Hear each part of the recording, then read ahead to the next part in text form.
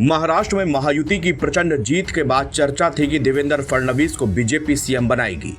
ऐसा नहीं होने की स्थिति में उन्हें राष्ट्रीय अध्यक्ष बनाया जा सकता है। फडणवीस की महाराष्ट्र के मुख्यमंत्री के तौर पर वापसी होने के बाद अब सवाल ये खड़ा हो गया है कि केंद्र में जेपी नड्डा की जगह कौन लेगा। बीजेपी के राष्ट्रीय अध्यक्ष का ऐलान मकर संक्रांति तक होने की उम्मीद जताई जा रही है। नए नामों में जहां उत्तर प्रदेश से केशव प्रसाद मौर्य, एसपी सिंह बघेल और स्मृति ईरानी की चर्चा है, तो वहीं एक नए नाम की भी इसमें एंट्री हो गई है।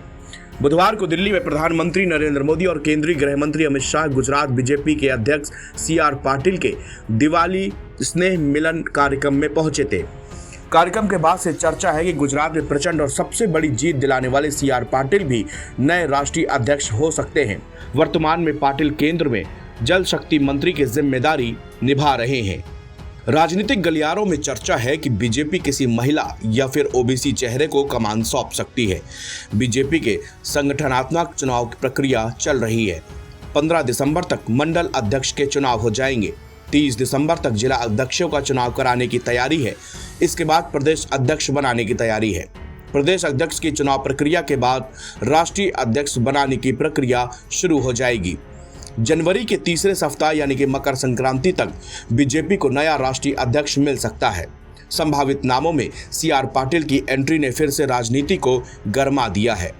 बीजेपी ने अपनी स्थापना के बाद से अभी तक किसी भी महिला को पार्टी की कमान नहीं सौंपी है। ऐसे में महिला के राष्ट्रीय अध्यक्ष बनने की स्थिति में स्मृति ईरानी का नाम लिया जा रहा है।